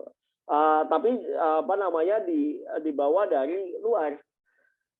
Ini juga salah satu argumen yang kemudian sering banyak digunakan, sehingga kemudian yang ditampilkan adalah misalkan ketika pemerintah menampilkan Anggun C. Sasmi misalkan, Anggun C. Sasmi itu menampilkan musik-musik yang sifatnya etnis dan bukan musik-musik yang sifatnya yang sering dia nyanyikan di luar, musik pop misalkan. Apalagi musik rock misalkan, yang musik rock dalam banyak hal dianggap sebagai sesuatu yang sangat dekaden misalkan, sebagai gairah anak muda yang sifatnya melawan pemerintah. Ini kan sebetulnya rock dalam banyak hal sering dianggap sebagai musik yang rebellious atau sifatnya pemberontak, dan ini tidak disukai oleh pemerintah. Itulah kenapa kemudian banyak misalkan musisi rock, musisi punk misalkan itu menampilkan musik dengan langgam yang punk untuk kemudian melakukan kritik, karena ini medium yang tidak disukai oleh pemerintah. Nah, ini kan sebetulnya cara tidak hanya terkait dengan cara pemerintah atau cara negara untuk mendefinisikan diri dan membedakan diri dengan orang lain, tetapi juga bagaimana negara itu memilih identitas mana yang harus diikuti oleh rakyatnya, identitas mana yang harus dijauhi. Nah, ini yang kemudian sangat banyak kemudian kita lihat.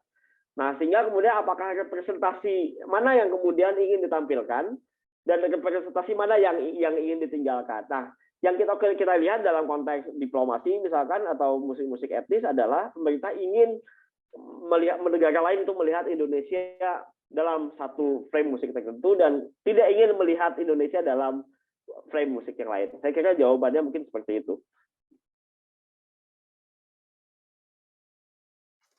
Oke, terima kasih Mas Umar. Tadi saya kira Mas Umar sudah memberikan gambaran bagaimana setiap musik itu memiliki genre politiknya juga sebenarnya ya. Kalau dibagi ada genre politik yang ini bagus untuk branding pemerintah supaya beda dengan negara-negara barat, tapi ada juga genre-genre musik yang dianggap jangan ini banyak kritik terhadap pemerintah gitu ya. Terus ada saya kira itu menarik ya, terkait tadi dengan kenapa sih hanya musik-musik etnis yang ada dalam acara-acara jamuan kenegaraan. Mungkin Saya kalau mungkin dari Mas J ya, mungkin nambahin gimana mungkin Mas bisa J? nambahin sedikit ya. Jadi betul sekali paparannya disampaikan oleh Mas Umar tadi.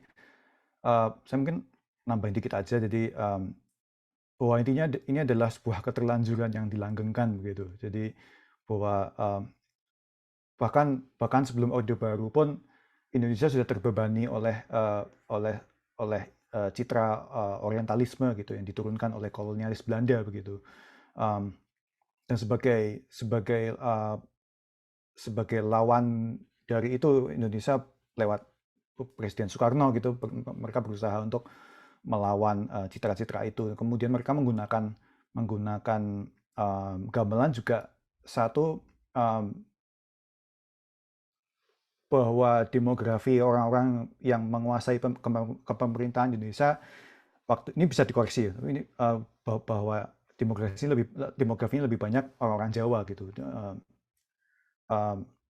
dan sekitarnya begitu. Terus yang kedua bahwa ada faktor lain, yaitu bahwa sebelum kemerdekaan musik gamelan itu sudah banyak diteliti, terutama di awal tahun 1900-an dan sebelumnya sedikit, itu terutama oleh musikologis dari Eropa gitu, dari Belanda itu. Salah satunya adalah Jaap Koens.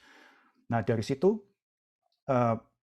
bahwa ilmu-ilmu pengetahuan soal gamelan itu yang dibungkus oleh musikologis dari Eropa itu kemudian membantu orang-orang lain di luar Indonesia bahwa ada yang namanya gamelan begitu.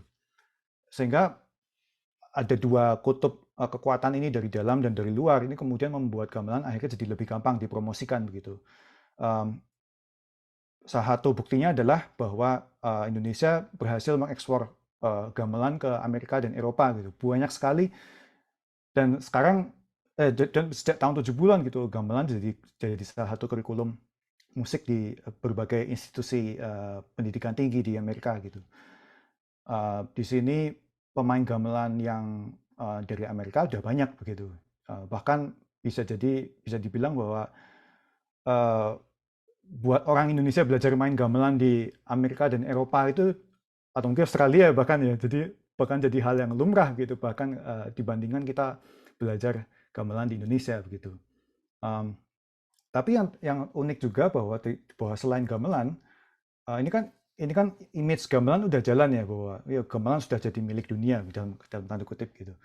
Nah sekarang yang digunakan oleh pemerintah itu adalah dangdut gitu, karena dangdut terkenal kan, dangdut sudah digunakan untuk kampanye politik dan di dalam negeri, tapi juga mereka menggunakan dangdut juga salah satunya mereka dipromosikan dalam arti bahwa mereka ini didukung menampilkan karya di luar negeri begitu. Jadi oke, dangdut sudah ada gitu sebagai musik yang selain gamelan Jawa, Sunda, Bali begitu, tapi juga pada akhirnya menimbulkan pertanyaan juga. Makanya saran saya bahwa langkah politis yang di satu sisi baik ini juga lebih baik dikembangkan dengan cara mengakui berbagai macam praktik-praktik Indonesia yang sangat beragam, baik itu selain gamelan, selain dangdut yang itu adalah tradisi hidup, tapi juga praktik-praktik yang seakan-akan masih di luar Indonesia, di luar citra Indonesia begitu. Jadi misalkan kayak praktik-praktik musik-musik baru dari teman-teman yang saya bilang di awal begitu, terus praktik-praktik seni kontemporer yang bentuknya macam-macam gitu, tidak hanya musik yang kita tahu lewat rekaman MP3 dan segala macam, tapi musik-musik pertunjukan yang berbagai macam itu lewat instalasi bunyi, lewat instalasi multimedia begitu, dan lain sebagainya. Nah, ini kan menjadi timbul juga akhirnya pertanyaan yang patut kita cermati bersama-sama di sini adalah sebenarnya yang dimaksud Indonesia itu apa sih gitu. bahwa seniman Indonesia itu apa, citra sebagai Indonesia itu apa sih gitu. Apakah Indonesia hanya dilihat sebagai oh ini adalah identitas kenegaraan, identitas etnis gitu, atau lebih dari itu gitu. Misalkan seperti saya sendiri gitu. Manusia itu kan tidak tunggal identitasnya. Identitas saya bisa dilihat dari latar belakang keluarga orang tua saya, latar belakang saya tinggal di mana, hidup di mana, begitu. Terus bahasa yang saya pakai yang diajarkan oleh orang tua, kemudian bahasa yang dipakai dalam keseharian bergaul dengan teman-teman, begitu. Terus kemudian saya tinggal di mana di kota-kota yang baru, begitu. Akhirnya identitasnya jadi nambah satu persatu begitu. Identitas secara fisiologis dan psikologis juga sangat memengaruhi begitu. Jadi apakah seseorang itu misalkan dengan disabilitasnya misalkan itu akhirnya memengaruhi bagaimana kita memahami dunia begitu. Lewat persepsi, lewat alat-alat tubuh persepsi yang kita yang berbeda begitu. Ini kan identitas kita kan beragam gitu. Terus misalkan sifat komunal gitu, apakah itu bisa dibilang sebagai Indonesia gitu?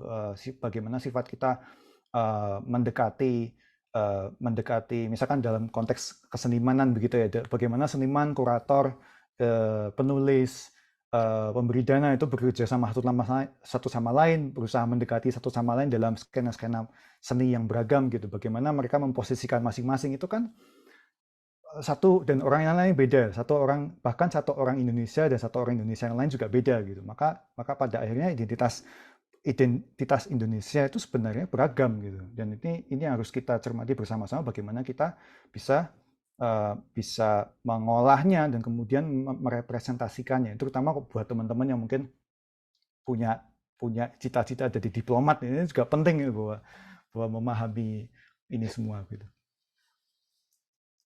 Oke, makasih Mas Jay. Tadi saya kira menarik ya mengenai pluralistik rekognisi terhadap musik Indonesia gitu ya.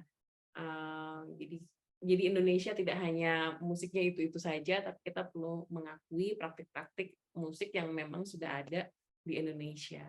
Nah ini mungkin saya mau mengundang Tony Anwar nih, kayaknya masih terkait ya, mungkin bisa sharing sedikit pengalaman mengikuti kegiatan internasional mewakili Indonesia gitu ya. Waktu itu gimana? Mungkin bisa kalau berkenan bisa langsung sharing di grup pakai unmute mikrofonnya.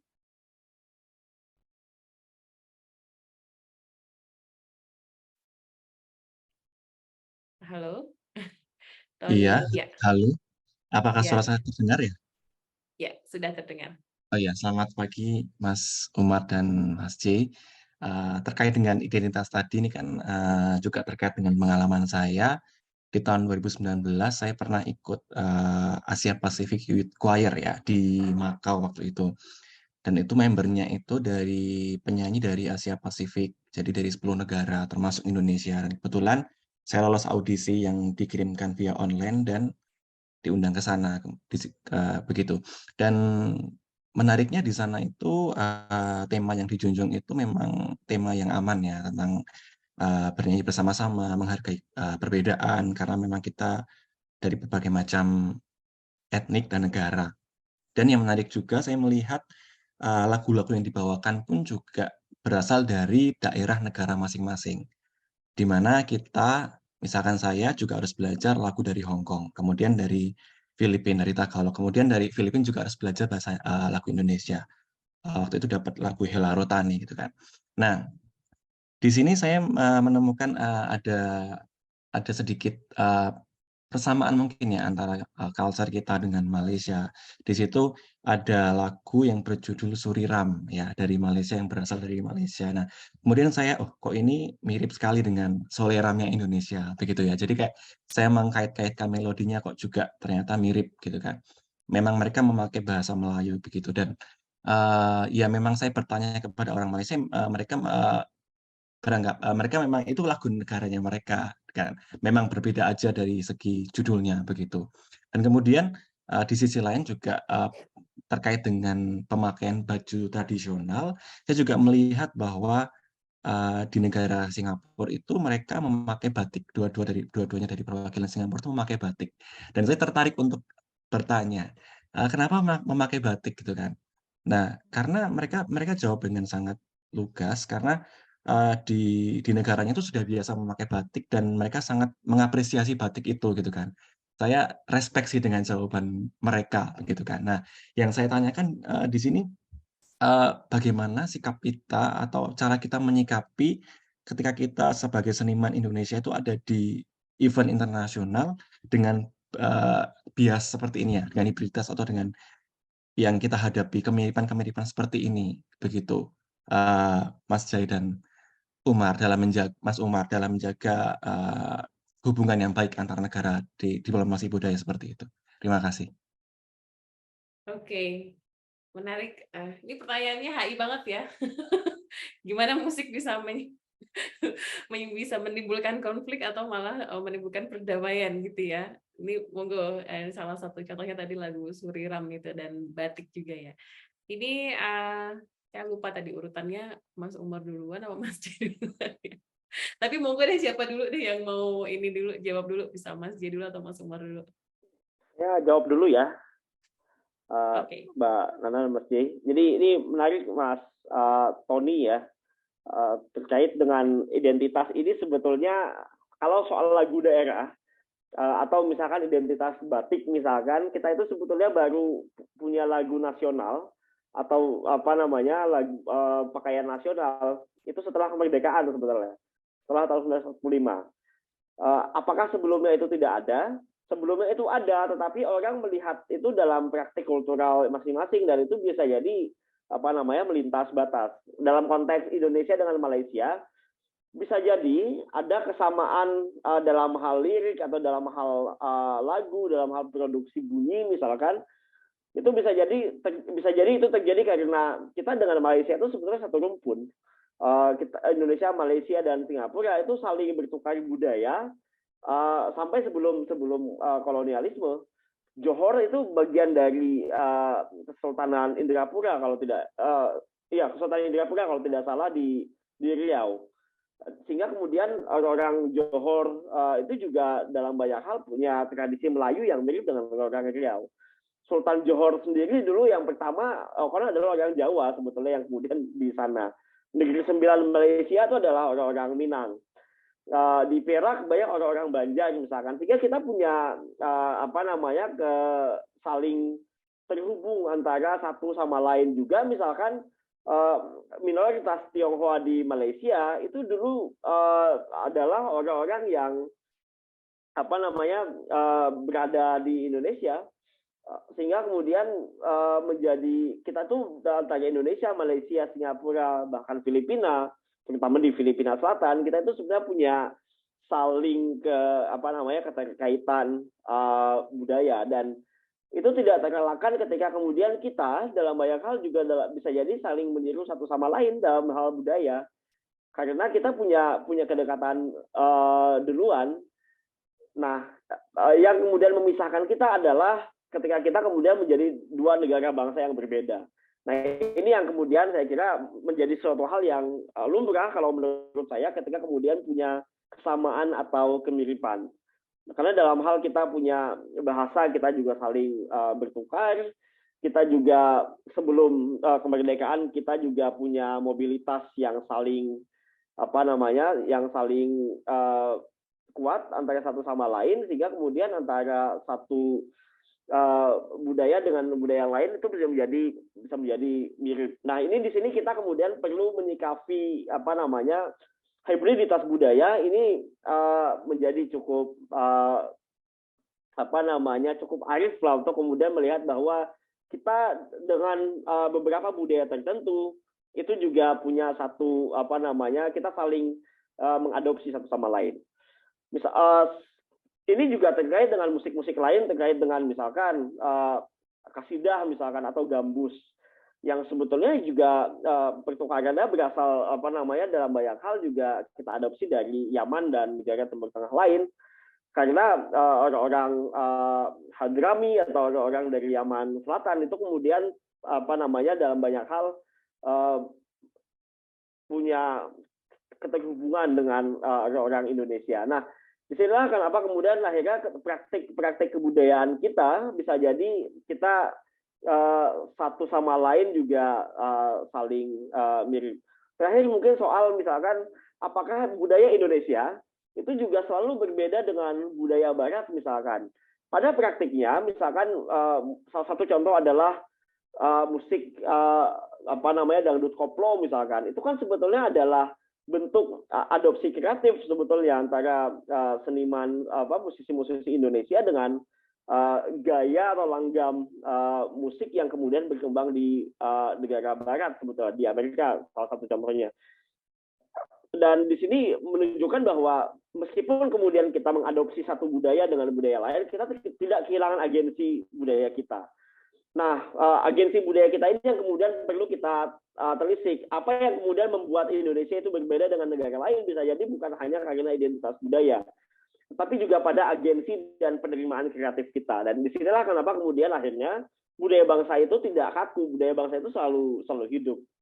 Nah, ini yang saya kira juga bisa menjadi satu cara pandang untuk memahami identitas itu. Oke, makasih Mas Umar. Mas C mau menambahkan, Mas C? Pendapat saya sama dengan Mas Umar. Mungkin nambah dikit aja bahwa identitas itu selalu bergerak gitu. Jadi bahwa identitas Indonesia dan Malaysia yang sebenarnya dipisahkan oleh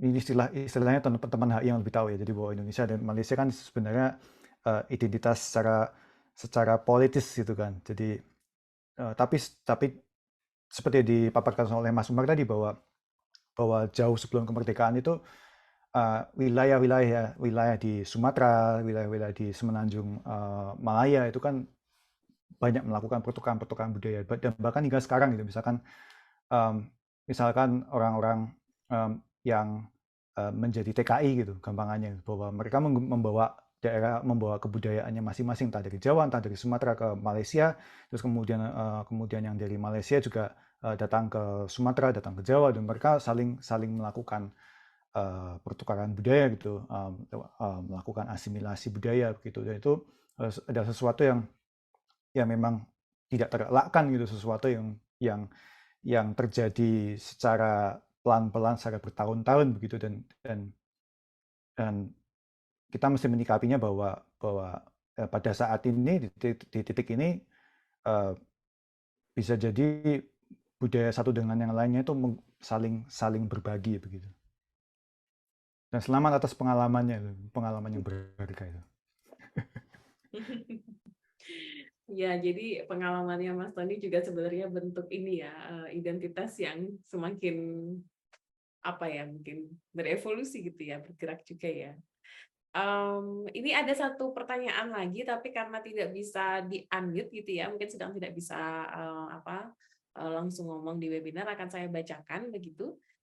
Halo, nama saya Lestika. Saya ingin tanya ke Mas C dan Mas Umar. Beberapa tahun terakhir, dunia pendidikan musik Barat ramai membicarakan mendekolonisasi pendidikan musik atau decolonizing music education. Namun, untuk mendekolonisasi musik, kita perlu mendekolonisasi riset pendidikan musik itu sendiri secara epistemologi dan metodologi. Masalahnya jika kita bicara mengenai psikologi musik, semuanya masih berpusat di Barat, teori dan metodologinya.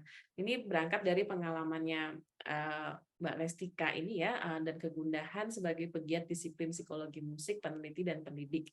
Nah, yang ingin saya tanyakan dari kacamata IR, bagaimana kita sebagai peneliti pendidikan musik atau psikologi musik dapat memulai mendekolonisasi musik gitu ya, secara metodologi atau sebagai individu juga sebagai komunitas. Saya kira ini tidak hanya dari kacamata HI gitu ya, tapi mungkin nanti dari Mas J juga bisa bicara dari sisi komposisi musik itu sendiri gitu ya. Gimana sih caranya melakukan riset dekolonial riset dekolonial terhadap komposisi musik misalnya gitu ya, saya kira nanti pertanyaan yang ke Mas C. Itu pertanyaannya. Ini saya jadi teringat ini tadi kan di awal kayak Mas J sempat ngomong tentang kolonisasi pemikiran gitu ya, Mas J ya. Mungkin nanti bisa share pengalaman Mas J itu apa sih yang bisa kita lakukan gitu untuk melakukan riset atau menginisiasi sebuah riset dengan semangat dekolonial gitu mungkin. Mau Mas J dulu nih atau nanti ya Mas J dulu ya, Mas J terus nanti ke Mas Umar. Silahkan Mas J. Dari pengalaman saya waktu sejak lebih dari 10 tahun yang lalu itu adalah saya dulu tahunya bahwa musik tuh ya pop, klasik, jazz, dangdut dan segala macam gitu. Nah, pelan-pelan saya belajar itu satu persatu, kemudian mencoba menemukan bahwa ternyata lewat kegiatan residensi saya waktu tahun 2014 itu ternyata ada musik tradisional Korea yang seperti ini tuh. Dan dari situ saya malah justru memahami gamelan lebih jauh justru dari kacamata musik Korea tradisional gitu. Terus kemudian saya belajar soal musik dan disabilitas, kemudian akhirnya belajar soal dekolonisasi terutama soal musik dan teknologi. Jadi ada yang kaitannya dengan teknologi rekaman erat dengan kaitannya dengan kolonialisme begitu, terus teknologi distribusi begitu. Saya melihat pada akhirnya itu bahwa konsep pengetahuan itu berbeda-beda gitu dari tiap satu orang dan yang lain gitu. Nah dari situ dari konsepsi apa itu ilmu pengetahuan, kemudian itu yang akan mempengaruhi kita semua tentang cara pandang kita melihat sesuatu gitu, terutama menciptakan produk atau metode-metode tertentu begitu. Benar bahwa di pendidikan musik barat itu ramai membicara dekolonisasi pendidikan musik gitu, tapi bahwa dekolonisasi juga banyak justru malah bermunculan dari kaum-kaum yang terrepresi begitu. Misalkan kayak di Amerika Serikat itu ada teman-teman kulit hitam begitu, terus teman-teman yang perempuan dan non-binary, terus kemudian disabilitas, kemudian ada native people gitu atau orang indigenous gitu, yang mereka menyuarakan bahwa dari ketubuhannya mereka masing-masing itu konsepsi kita semua itu berbeda-beda begitu. Nah, berangkat dari sesuatu organik dari diri mereka, dari bagaimana cara mereka bersama komunitasnya itu memahami dunia, itu akhirnya menjadi dekolonisasi, bahwa ada loh yang namanya ternyata bahwa kita semua ini dididik dengan cara barat yang tunggal begitu. Nah, di New Zealand itu ada akademisi namanya, dan juga orang Maori, itu Linda Tuhiwai-Smith. Beliau nulis soal decolonizing methodologies, itu menarik sekali buat dibaca. Jadi beliau menerangkan soal bagaimana ilmu pengetahuan itu dikonstruksi dari kacamata indigenous dan kacamata barat gitu. Nah, dari situ, dari perbandingannya, kita semua bisa belajar dari situ tentang bagaimana ternyata bahwa konsep disiplin ilmu pengetahuan itu datangnya dari barat gitu. Jadi bahwa beliau menyebutkan soal konsep psikologi dan konsep fisiologi yang itu dibedakan oleh kacamata barat gitu. Pada dasarnya kan ternyata itu adalah konsep yang satu kesatuan begitu.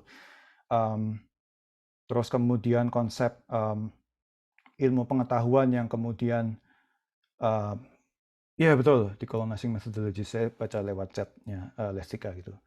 Nah, dari situ banyak sekali contoh-contoh bagaimana ternyata bahwa ilmu pengetahuan itu yang kita tidak sadari itu justru berawal dari barat begitu, yang berawal dari the doctrine of discovery dari abad 15 itu, yang kemudian menurunkan bermacam-macam kacamata pengetahuan, dan pengetahuan itu dipakai untuk menjaga emporium mereka di seluruh dunia begitu. Mas Umar mungkin bisa menambahkan.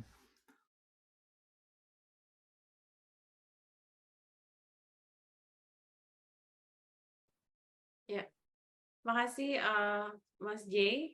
Ini tadi menarik ya, salah satu poinnya adalah kita bisa sebenarnya ini yang juga saya pelajari ya, ketika kita ingin melakukan riset dekolonial, tidak serta-merta artinya kita menolak semua referensi dari Barat gitu ya, tapi justru mungkin salah satu entry point untuk mendekati untuk menggunakan pendekatan dekolonial dalam sebuah kajian itu adalah dengan justru memperhatikan atau memulai dari apa yang sudah dibicarakan oleh kelompok-kelompok yang terrepresi begitu ya. Dan tadi sudah ada rekomendasi juga dari Mas J untuk metode decolonizing-nya. Terima kasih. Mungkin dari Mas Umar, silakan Mas Umar. Ya, terima kasih Mbak Lestika. Mbak Lestika ini teman saya ketika dulu S2. Jadi beliau belajar psikologi musik, saya belajar HI ini. Makanya saya deg-degan ini ketika Mbak Lestika datang. Jadi pertanyaannya cukup mencerahkan. Kebetulan suaminya Mbak Lestika juga teman saya di tempat lain. Nah, ini menarik Mbak Lestika, pertanyaan terkait dekolonisasi. Saya melihatnya dalam perspektif HI ya, mungkin penjelasan agak lebih kompleks ketika dalam konteks pendidikan musik. Kalau dalam HI, yang namanya pertama harus kita lihat juga bahwa dekolonisasi itu bukan semata anti Barat. Jadi kita tidak hanya kemudian semata-mata hanya menolak sesuatu yang berasal dari Barat, kemudian kita anggap sebagai dekolonisasi. Dekolonisasi tidak hanya sebatas itu. Bahwa tadi betul yang dikatakan oleh Mas J bahwa Barat itu selama ini memang superior dalam hal baik dari hal metodologi, teori dan terkait dalam konstruksi pengetahuan kita yang kemudian kita terima melalui misalkan praktik-praktik pedagogik dari indologis Eropa, misalkan kalau zaman dulu di abad 19. Karena memang kalau kita melihat dalam konteks Indonesia ya memang kurikulum pendidikan kita dalam banyak hal juga cara kita kemudian membangun negara itu juga diwariskan dari warisan-warisan kolonialisme Belanda. Salah satu contoh adalah misalkan KUHP misalkan yang ada dalam banyak hal adalah semangat law and order itu kan semangat keamanan dan ketertiban kalau dalam bahasa pemerintah itu sebenarnya dalam banyak hal diwariskan dari logika kolonial tentang rules and order di zaman Belanda. Dan itu dalam banyak hal bisa kita lihat, misalkan dalam banyak hal sekarang kita merepresi, tidak hanya merepresi demonstrasi-demonstrasi, tetapi juga merepresi protes-protes kelompok masyarakat adat misalkan di Indonesia.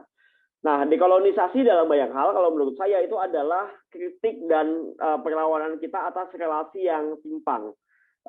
Relasi kekuasaan yang timpang atas satu entitas budaya dengan entitas budaya yang lain. Dalam banyak hal ini dilakukan misalkan oleh masyarakat Eropa melalui doctrine of civilization misalkan bahwa yang disebut adalah peradaban itu hanya yang kemudian orang-orang kulit putih atau kemudian hanya orang-orang yang mengikuti praktik-praktik pemberadaban tertentu sebagaimana dipahami di Eropa. Nah, ini yang sebetulnya dikritik tidak hanya oleh orang-orang dari negara jajahan seperti dari Indonesia atau India misalkan, tetapi juga oleh orang-orang kulit hitam di Eropa atau kulit hitam di Amerika misalkan. Yang mana mereka dalam bertahun-tahun juga dianggap sebagai warga negara kelas 2. Sampai tahun 1960-an, orang-orang kulit hitam di Amerika Serikat misalkan tidak punya hak sipil dan politik yang sifatnya penuh. Karena mereka dianggap sebagai warga negara kelas 2 yang harus disegregasi. Juga kalau kita misalkan melihat di di Eropa saat ini ya orang-orang imigran seringkali dianggap berbeda dengan orang-orang kulit putih misalkan. Dalam banyak hal stigma sebagai orang-orang yang sifatnya radikal dan teroris misalkan disematkan pada orang-orang yang mengungsi atau kemudian orang-orang yang pindah dari negara-negara Timur Tengah. Ini sebetulnya kan praktik-praktik kolonialisme yang masih ada. Di Australia kita bicara tentang pengakuan hak atas masyarakat Aborigin dan Selat Torres di Queensland misalkan. yang mana selama bertahun sampai tahun 1967 masyarakat Aborigin dan Selat Torres di Australia itu tidak dianggap sebagai warga negara yang diakui dalam konstitusi. Nah, ini kan sebetulnya praktik dekolonisasi ini sebetulnya tidak hanya dalam konteks Barat, tetapi juga relasi-relasi yang tidak timpang dan menindas terhadap satu elemen masyarakat tertentu. Dimensia sekarang sudah berkembang. Tadi disampaikan oleh Mas J terkait dengan gender, terkait dengan disability, terkait juga dengan relasi etnis. Nah, sehingga kemudian bagaimana kemudian kita memahami dekolonisasi dalam konteks misalkan dalam konteks pendidikan misalkan yang lebih umum. Nah, kalau menurut saya yang namanya dekolonisasi itu bukan serta-merta menolak Barat. Kita bisa saja kemudian menggunakan perspektif dekolonial dengan kemudian referensi dari orang-orang Barat misalkan. Tapi kita tidak melihat cara berpikir mereka sebagai satu-satunya sumber pengetahuan yang sah. Yang kemudian kita mendefinisikan pengetahuan atau mendefinisikan produksi musik itu juga mengakui keberagaman yang ada di Indonesia atau keberagaman yang sifatnya lain misalkan. Nah, di Indonesia misalkan kita bisa melihat bahwa sebetulnya ya kita harus mengakui bahwa Barat atau Eropa itu adalah salah satu sumber di mana kemudian kita belajar musik. Tetapi kemudian kita juga harus kemudian bisa misalkan melihat bahwa tidak semua orang kemudian bisa belajar dengan cara Barat. Misalkan ada orang seperti saya dari Banjarmasin misalkan lebih cenderung familiar pada awalnya untuk belajar dalam tradisi Islam misalkan tradisi pesantren. Atau misalkan orang-orang di Papua dengan cara hidup yang kemudian mereka bawa. Nah, memahami keberagaman ini kemudian membuat kita mengapresiasi bahwa tidak ada budaya yang lain yang lebih superior atau yang lebih beradab. Nah, saya melihat dekolonisasi ini dalam hal seperti ini, sehingga tidak kemudian hanya dalam semangat untuk menolak Barat, tetapi juga mengapresiasi identitas-identitas yang kemudian tidak kita sadari ada di diri kita, termasuk di Indonesia. Saya kira mungkin seperti itu kalau saya dalam perspektif saya sebagai studi hubungan internasional. Oke, terima kasih banyak Mas Umar yang ternyata kenal ya sama Mbak Lestika ya.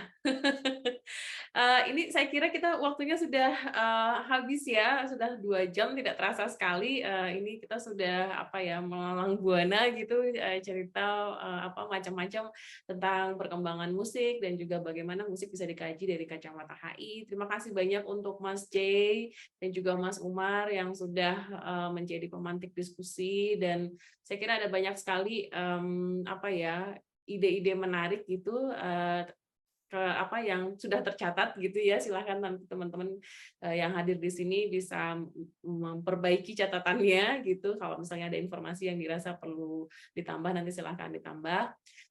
Dan juga terima kasih banyak untuk yang sudah hadir. Ini saya tidak menyangka ada sekitar 30 orang yang berkenan hadir dalam diskusi hari ini gitu ya. Padahal ini pagi-pagi habis jam sahur gitu ya.